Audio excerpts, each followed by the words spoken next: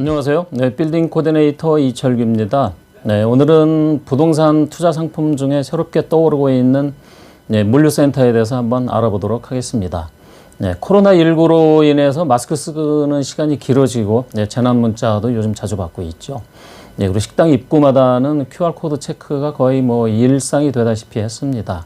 그래서 사무실 대신에 재택근무와 공유 오피스, 그리고 헬스장 대신 산과 공원으로, 그리고 학교 대신 온라인 화상 수업이 익숙해졌습니다. 그래서 이렇게 한번 바뀐 그 일상의 공간들이 코로나19 이전으로 돌아갈 것 같지는 않습니다. 그래서 한국감정원이 발표한 그 2020년 3분기 중대형 상가 공실률이 평균이 12.4%나 됐고요. 이태원 같은 경우에는 30.3%, 그리고 명동 같은 경우에는 28.3%로 이렇게 큰 상권에서 거의 30% 이상 되는 공실률을 이렇게 기록하고 있는데, 이렇게 상가 공실이나 빌딩 수익률이 떨어지면서 이렇게 관심 있게 지켜봐야 할 부동산 상품 중 하나가 물류센터라고 생각을 합니다.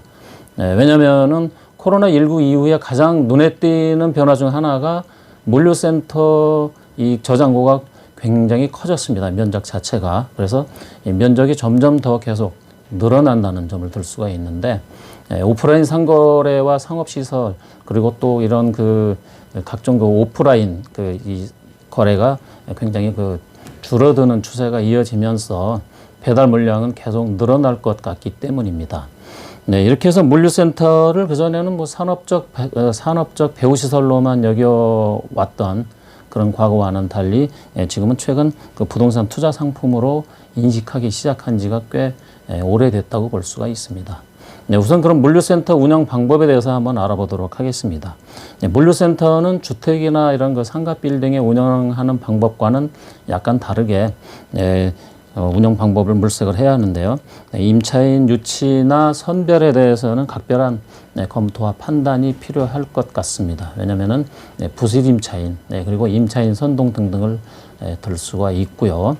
그리고 또 한 가지 중요한 것은 임차인들과 스킨십을 자주 가져야 된다는 점을 들 수가 있습니다. 이렇게 해야 장기 사용을 유도할 수가 있고요. 혹시 또 계약이 만료가 돼서 계약이 해지되는 경우에는 동종업종의 신규 임차인도 새롭게 이렇게 소개받는 기회가 가끔 있기 때문이죠.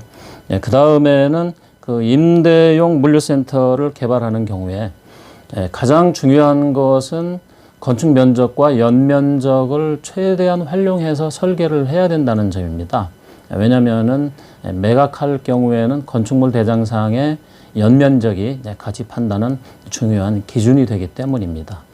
그리고 그 다음에는 이제 물류센터 개발해서 매각 차익을 목적으로 매각하는 방법 세 가지가 있는데, 우선 선매각 방법이 있습니다. 선매각 방법은 미리 매각을 하기 때문에 자기 자본이 물론 적게 들어가는 장점이 있습니다만은 상대적으로 이익이 적다는 점을 들 수가 있습니다. 그 다음에 준공 후 매각이 있는데, 준공 후 매각은 선매각보다는 이익이 조금 더 늘어나기는 하겠습니다만은 자기 자본이 상대적으로 많이 들어간다는 점을 들 수가 있겠고요. 그다음에 준공 후 운영 중에 매각을 하는 방법이 있는데, 이때는 임대 수익을 최대한 극대화시켜서 이익도 물론 굉장히 크게 높게 창출을 할 수가 있는데 자기 자본이 많이 든다는 점을 들 수가 있겠고요. 그리고 매각 시간이 꽤 길어진다는 점을 들 수가 있습니다.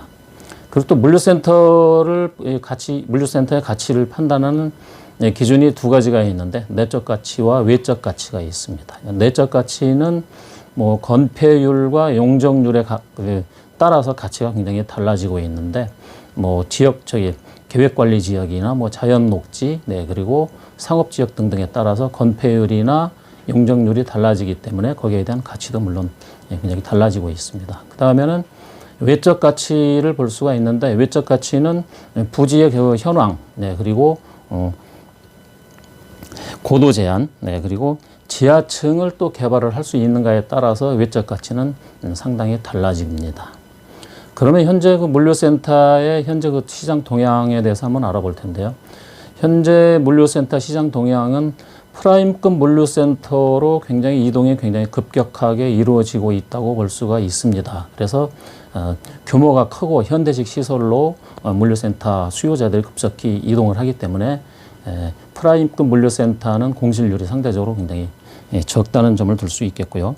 반대로 노후물류센터는 뭐 지속적으로 공실률이 늘어나고 임대료가 하락하고 있습니다. 그래서 대기업 임차인들 같은 경우에는 5년 이상 장기적으로 임차를 하면서 임대료 결정도 임차인들이 결정하는 임차인 주도 시장으로 이렇게 변해가고 있습니다. 그럼 물류센터의 향후 전망은 어떨 것인가? 앞서 말씀드린 대로 물동량 증가로 임대 수요는 뭐 끊임없이 계속 뭐 증가할 것 같습니다. 뭐 택배나 해외 직구 이런 시장이 점점 더 커지기 때문이기도 하고요. 그리고 프라임급 그 물류센터로 점점 이 수요자들이 이동을 하면서 프라임급 물류센터는 점점 수요가 증가하고 있기도 하고, 상대적으로 노후시설은 뭐 아까도 말씀드렸다시피 공실률이 늘어나고 임대료가 하락하면서 프라임급 시설과 노후시설의 양극화도 굉장히 편차가 커질 것 같습니다. 그리고 특히 저온 창고는 수요가 굉장히 계속 증가하고 있는 반면에 공급은 상대적으로 굉장히 부족합니다. 그래서 저온 창고 같은 경우에는 임대료가 점점 더 상승할 걸로 전망을 하고 있습니다.